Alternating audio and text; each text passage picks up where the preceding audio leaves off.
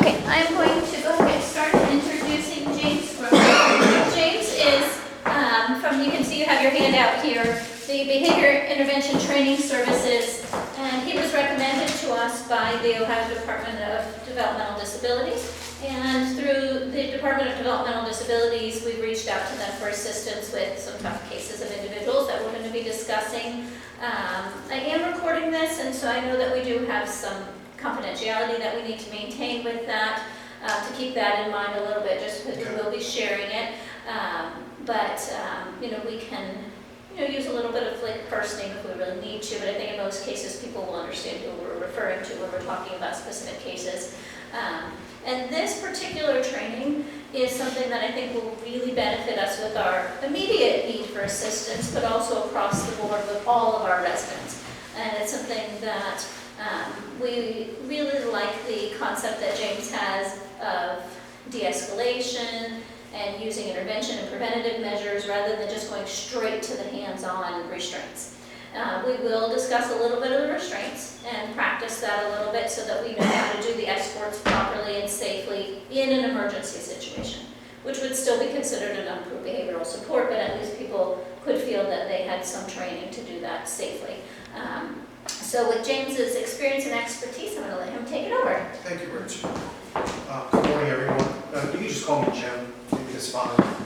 Just to kind of explain, just real quick about my background, I actually, and this was years ago, I don't know if it was Homestead, but my first job in this field was direct care staff at Youngstown Developmental Center. And this was 1992. And I think they hired me because they felt I could handle some of the more physical individuals that they served there. I used to do, years later I was a Q there, and I used to do evaluations. I came up to Ashtabula County a couple times and made some recommendations. So I've been doing behavior support for some time. And my first assignment at Youngstown Developmental Center was working one-on-one with this gentleman who I have permission to talk about him. He's no longer with us, but he had severe behaviors. He was very self-abusive. And when I first saw him, it shocked me because this was my first job in the field. If you remember when you first started in this field, you didn't have the confidence you have now. Okay, you saw some things shocked you. You were a little bit maybe hesitant, at first, your first direct care job. I saw this gentleman, and he showed the signs that he had hurt himself. He always had a helmet on, and he had boxing gloves on, and all his skin was wrapped up. Because if he got to his skin, he would dig at it, and he'd tear a hole in his skin, and that would lead to him being transported out in an ambulance, and that got a charge out of him. When he heard the ambulance, saw the lights, he knew he was going to the hospital, he got more and more hyped. And in those days, we used to give shots of L'Occitane to calm down as a PRN. And he was so hyped up, that didn't even help him. And he had a host of different things he did. And one of the main things I noticed about him is he was very intelligent. He wanted to hurt himself all the time, and he was smart enough to figure out how to do it. So this is my first assignment. I show up at the house, and I look, and that's who I'm assigned to. It was actually 2 on staff, so I was the new guy, and I had to learn. So that was kind of my baptism in this field. And over time, I learned that this gentleman had a history. And similar to the individual you're working with now, his history and his trauma started in the holiday season. It was almost like it started from Halloween and wasn't over until January. This gentleman was at Apple Creek Developmental Center, and that was kind of a rough place years ago. And the state of Ohio changed those things to make the place a lot nicer for our residents. That at one time there was a lot of problems there. He was there since he was really a baby, and he was in a crib cage, and he was in isolation for years. The first time he came out of isolation, he saw the grounds of the facility, and it was under construction. So he saw construction workers and paint workers and cranes and equipment and all this stuff. So he was so scared to be in a new setting that he remembered those visions that he saw. And then they kept telling him, you're going here, you're going there, because the staff didn't know where he was going. They knew he was being transferred. So another traumatic event. He had to go, and he ended up at Youngstown Developmental Center. So this individual, through the time I knew him, he would be triggered by certain things that he'd see, because they trigger the trauma. that he had experienced. So if he was going by in a van and saw a construction worker, a piece of equipment, somebody painting, like somebody would come over and paint in his unit, he would start perseverating. Paint man, construction, and his words would lead to the memories of the trauma, and he'd end up hitting himself, self-mutilating, and having to go to the ER. This was a vicious cycle that we were seeing. I got to know him very well, and found that he had a great sense of humor, and everyone was scared of him. So just when you're talking, I think that's an issue with some of the people you support too. We're actually scared of them, or some staff are scared of the individual. It's almost like they're not human.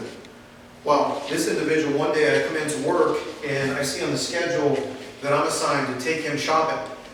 I'm thinking, you gotta be kidding me. Somebody got a weird sense of humor here. I'm gonna take him shopping? And I asked the other staff, this woman, I said, so wait a minute, we're taking him shopping all day. Explain how it's gonna go. She said, he'll be fine, he loves going shopping. Just wait and see. I'm thinking, oh, I hope you're right. So we go shopping, he's a totally different person. She takes his gloves off his hands so he can push the cart. Go through, he points, I like this, I like that. I never heard him talk so much. Oh, look at that color. Little kids are going by, he's going, hey, hello. But politely, he asks, can I have a snack on the way out? We say yes. Gives the cashier his money, says thank you. Gets popcorn on the way out. I'm in total shock. This man that all I've seen him do is try to kill himself every day. I work with him. And he doesn't like me because I'm new. It's fine, going shopping. She said, see, he loves shopping. I'm thinking to myself, if we go shopping every day, he's not going to hurt himself. If we put him in some kind of environment, and later I was at Q with that house, and we started doing trips every day. And what we did was the cycle from Halloween to New Year's, where he would mutilate and be agitated, and they had to increase his meds and all these restraints. We stopped the cycle because we got him through Halloween without any kind of issues. And we did that by making a list of things that he actually chose that he wanted to do, and we made that happen. Over a course of time, we stopped listening to him because we were so fearful he's going to hurt himself, hurt us, property destruction. One time he kicked through a wall, I found him. I found his shoulder blades in the wall, pulled it back out. It was just unbelievable, the violence that would come out of him. But we changed his program. We changed his day. Filled it up with things he liked to do. We didn't spoil him. We didn't give him donuts all day and stuff. We just put him in an environment that he chose, that he wanted to be. And he started to change. Once we got him through one holiday season when I hurt himself, changed his life. He never hurt himself again. Other than a few blow-ups here and there, he never got back to that. So he's a very extreme case. And a lot of the DCs have very extreme folks in them, high end of behavior. And that's kind of where my background started, with behavior support. So I have a very rosy outlook on folks that are having a tough time because I know they can be helped. Because I've dealt with a lot of people. And I'm a private consultant now, so I have a caseload of folks around the state of Ohio and Western PA that I help design treatment plans for, go in and coach the staff, and I try to get right in there. First time I meet somebody, I deal with them for an hour and show the staff. I think that's the best way to learn. And that's very important too, in this case, because you have a young people that you support, and they're still learning, and we're still learning about that. And as Rachel said, the BITS philosophy, and I don't go through the book verbatim, so don't worry about that. And when I flip through the book, I'll show you certain things. But philosophy is, how can we put our hands on folks, but teach you not to do that? Teach you all the different tools you need to calm somebody down and de-escalate them without putting your hands on them. Because we know folks that have trauma in their background, they don't like to be touched a lot of times.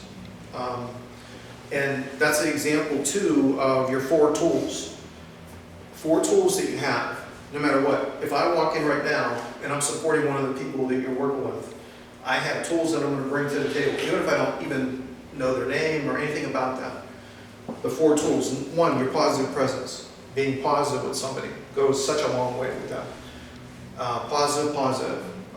You've heard of emotional bank account, so you have to triple the amount of deposit to positive before you make a withdrawal. It's got to be negative. So you build that rapport with somebody over time so that when you have to correct them and they take a swing at you, you may have to redirect them, they'll accept it because you're somebody they trust.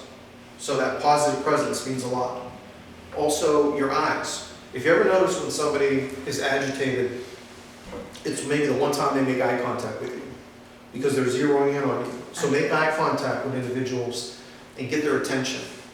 You know, anyone you serve, you should know the color of their eyes. You should be able to make eye contact with them in that kind of direction. There's no, you can't hide if you're angry from your eyes. You can't hide your emotions, okay? Also, your voice, very soothing, okay? If somebody's coming at you and they're agitated and you get emotional in your voice and show agitation back, that's not going to go well. So you have to keep that neutral tone of voice. Neutral, kind of a counseling, non-emotional. And that voice helps. You know, sometimes you work with staff that raise their voice too much. You know, maybe too loud, too emotional. If you keep it low key, that's what our individuals, you know, that helps them. It helps them soothe. And the last thing, very important, the last tool that you have to use, very important when you're dealing with somebody who's had trauma in their life, is your hands. If you're somebody, if Rachel's somebody who's had trauma in her life, and I come at her with hands and touching when she doesn't want that, that may trigger some traumatic event memory, and that may not go well. So we have to watch. I'm going to teach you today how to use your hands, but touch is something that you offer and it's accepted, but it's on the other person's terms.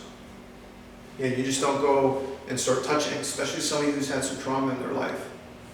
And what we know about trauma, and I saw a lot of good trauma in ISPs that I read. State of Ohio TA had a lot of good information in it. But trauma, we used to think trauma, it was a memory. So you bring back the memory and treat the person. Trauma is a physical thing. It's a living, breathing thing.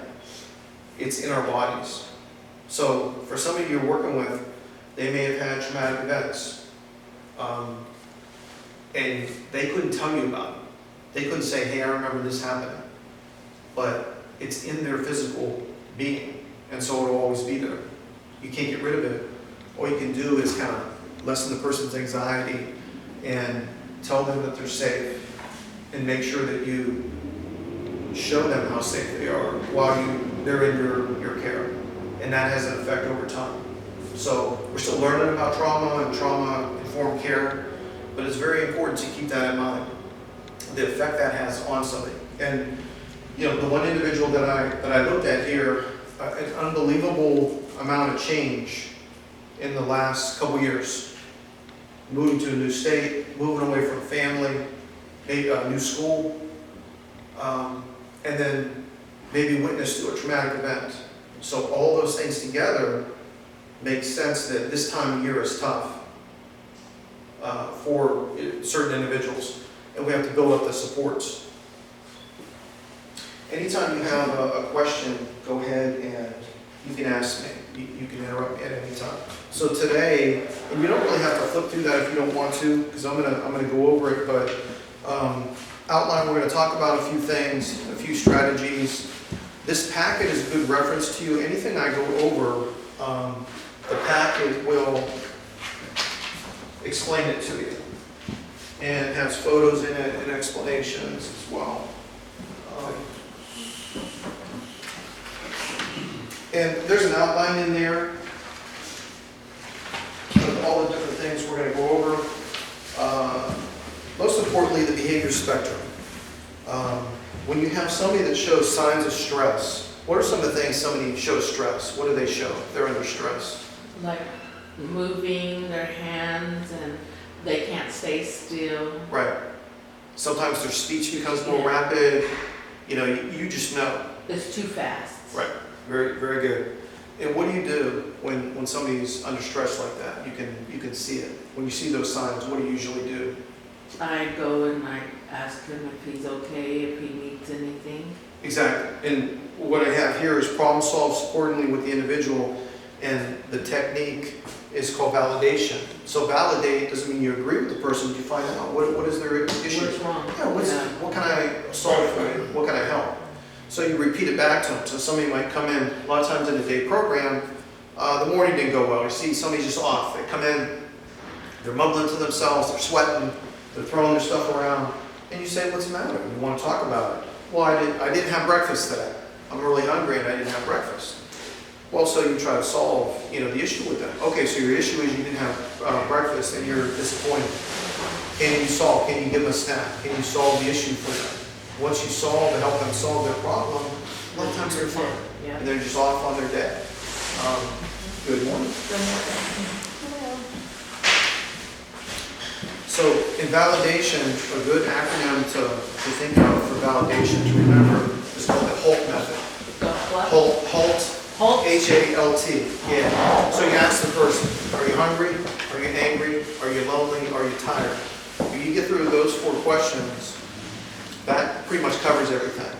And that kind of gives you a cue to start a validation type conversation where you're going to try to solve their issue for them and help them. And that's very reinforcing to our folks, somebody who can help them solve the problems. Our reaction to stress, redirect and set limits with individuals. A lot of our folks, we got to set the boundaries. And this is on the same page, it's on the behavior spectrum. If there's a physical threat, I'm going to teach you some crisis intervention techniques. And then very importantly, anytime you put your hands on somebody, or you have even a difference of opinion, even if it's verbal, you should always debrief after. What happened? Somebody, especially who had trauma in their life, and you have to do, even if it's gradual guidance, you have to place your hands on them to move them, to calm them down. It's always good afterwards to calm, reaffirm. We're friends. I had to do this. Everything is fine. Make sure they know you still care about them, that you're still there for them. That's at the all calm period of time after the event is over. Go to the next page. You have keys for successful behavior support. And I know because you work in residential environments, I have their structure, schedule, and consistency. Structure is so very important. Why is it that a lot of folks do really well in their school programs? Sometimes you're amazed. They don't have any issues at school. Well, schools are very structured. From the time they get there, 8 o'clock in the morning, till 2:30 when the buses come up. You're doing this. It's all structured, in increments of time, maybe 30 minutes or more. So that structure leads itself to a lot of positives. And the schedule following and the consistency. Why is that so important for somebody to have that structured schedule and consistency? Because they're used to being on time. Like they're used to having a certain amount of things to do on that time. Like say from 1 to 2 or like 8 to 9 is breakfast or something. So it's a routine, like something they do every day. Right. So they're used to that. Right. Right. And they're used to it. It comforts them. Yes. They know what's coming next, so there's less anxiety. Just think of you're on your way somewhere and you plug your phone in and you need the directions because you're not sure where you're going and your phone's not working. And you go, oh, it's my phone, I'm trying to charge my phone. And you go, oh, it's the charger. Well, you don't have time to go buy another charger. So now you're winging it. So your anxiety builds. Whereas if you were just going to a place you knew where it was and you didn't need directions, and it was routine, and it was structured, and it was on the schedule, you would be calmer. We can't treat the mental health issues that a lot of our folks are suffering from. Some of them have that interior or inner chaos about them. All we can do is try to keep them calm and lessen their anxieties. And structure and that schedule and that consistency is key to helping folks keep their anxiety under control. And it's not that we want to be clones of each other, but that consistency in the way you talk and what you do and what you implement during the day is key to individuals too, that consistency between staff. Because especially folks that have behavioral issues, a lot of times they can pick out the new staff and they'll target the new staff, knowing that they don't know the routine. The more consistent we are as direct care staff, the more we get folks used to the whole routine and schedule, not the person. And that's very important when you're subbing in and out. Everyone sticks to the consistency and the routine.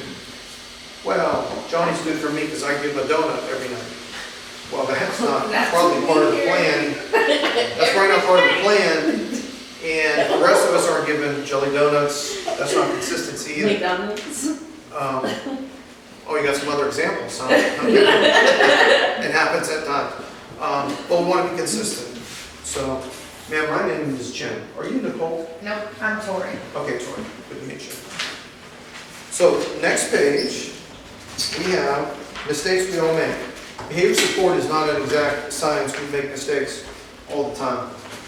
I was at an in-service one time, and this gentleman walked up. He had more PhDs and degrees and all this, and he walked up to the podium, and he just stood there, and he stared at everyone. And he took out his phone. You could tell he had his timer on, and he didn't say anything.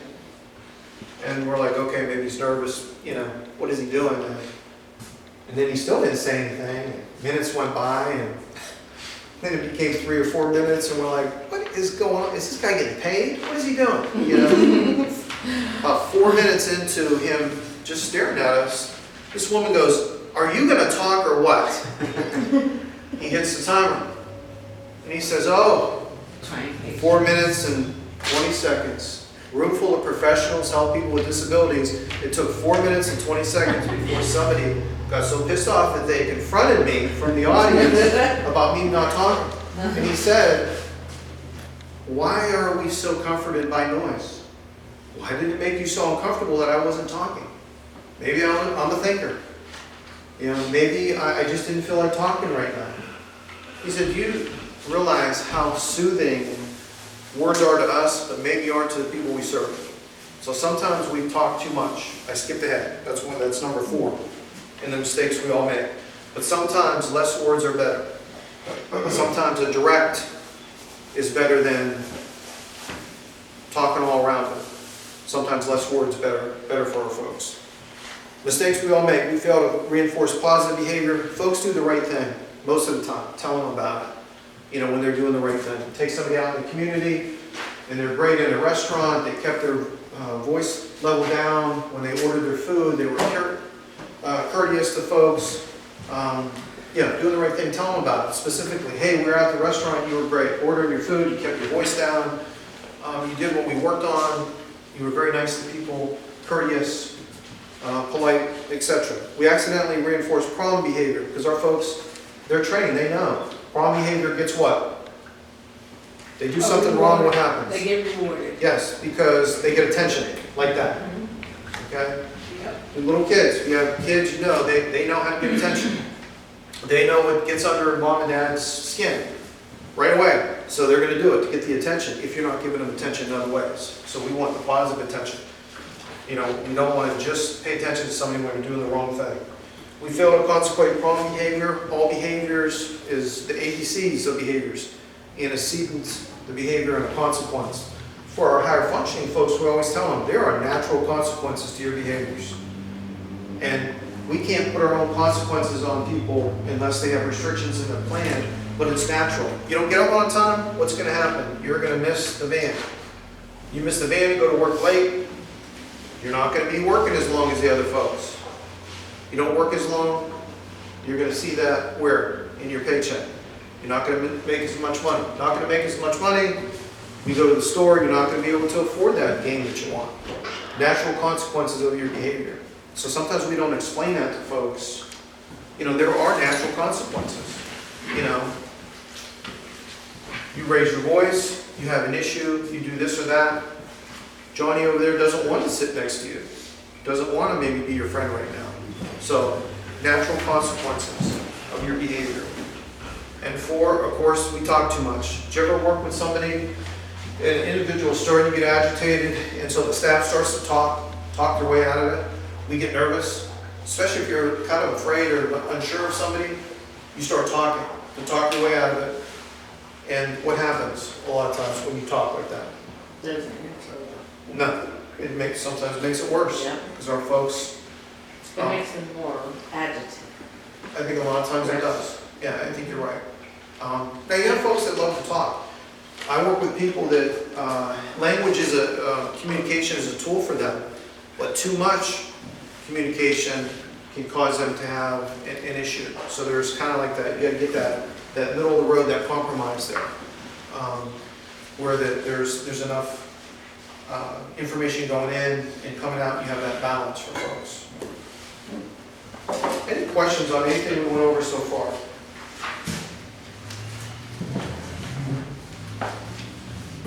You know, as I was contacted about this case, I think it was Friday afternoon, got a call. The one theme that I heard from everyone, whether it be county board, re-ed, because I've done some work with them before up in Mentor, and the folks here, was the quality of the direct care staff here taking care of folks. So without that, you wouldn't have been able to support people as well as you have. You know, I'm here because the individual maybe is having some issues right now, but in the last year, direct support staff have done a great job of keeping this person calm and helping and getting to know them. It's a tough time. When you're 15, 16 years old, you've had all these changes in your life, your world's spinning all the time. And to have consistent staff support you is such a key. And so kudos to the staff, you know, for doing as good a job as you have been doing. A lot of other things feed into behavior.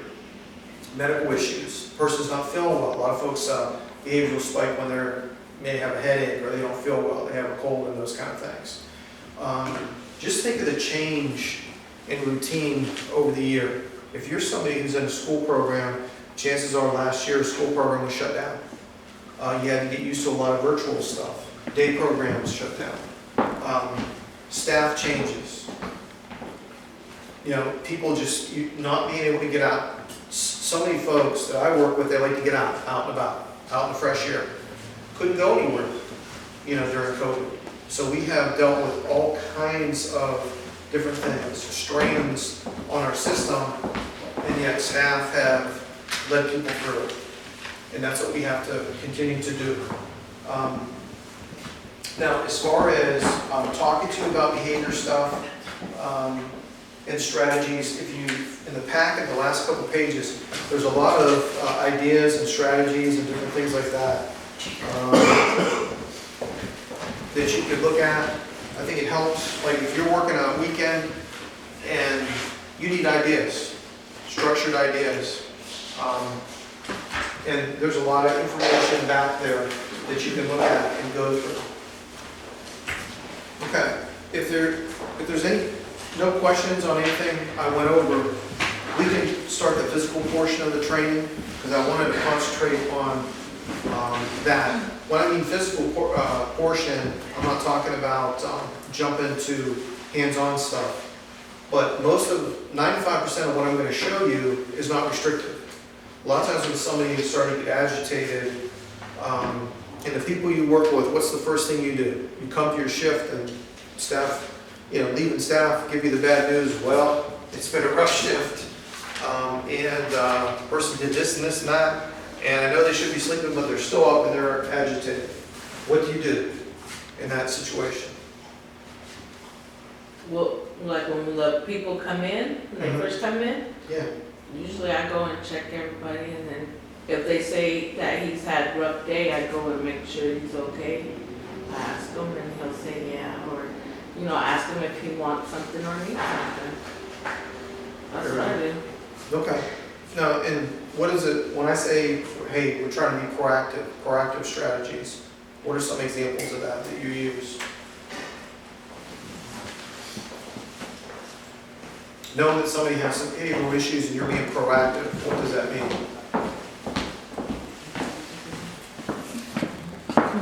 Looking at the book for the answers, huh? It's in there somewhere. That's okay. Proactive just means we're trying to set up the day for success. So whatever, you know, we know what the person likes and dislikes, we're trying to make sure that we're successful. Let's say the person doesn't really like going to the dentist, and if it has to be a new doctor, that's really rough on them.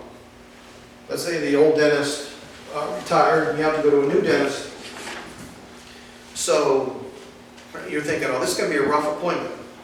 So maybe weeks ahead of time, you could practice and rehearse. Hey, we're going to now Dr. Wilson's office, and it's over here. and you actually go there and show the person. Show them how it's different. A lot of doctors, they'll let you come in too for kind of a preview.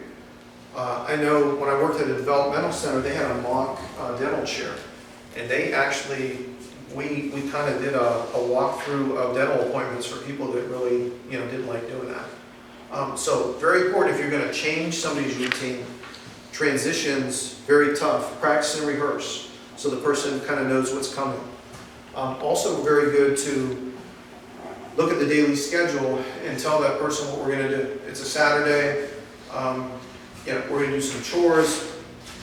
Then we're going to get dressed, maybe showered, and we're going to go out to the mall today, and we're going to do some shopping.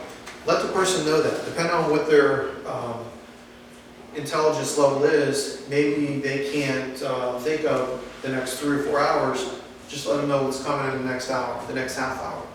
A lot of times too, visual schedules, dry erase boards, I see those a lot in the houses. This is what we're going to do. Boom, boom, boom. This is what's planned for today. If the person can't read real well, visual pictures of what you're going to do makes a lot of sense. So, a lot of folks, they have these great schedules, but it's like the whole day. And the person looks at it and it's like, the next 12 hours here, whereas you have to maybe break it up in little increments.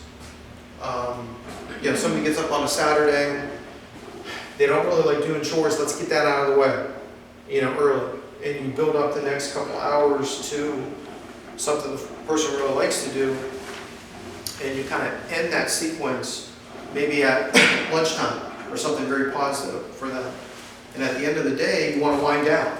The person loves music, but the last 2 or 3 hours they're going to be up. That sequence should be kind of settling themselves down. Shower, maybe some lavender, lower the lights, music not as loud, get them ready for sleep. So there's a whole strategy in your schedule for the day. And when you're talking about staff and bringing staff together, I think it's very important. Some folks don't work all the shifts, so they concentrate on first shift or second shift or third. When you get all shifts together, you can talk about how this schedule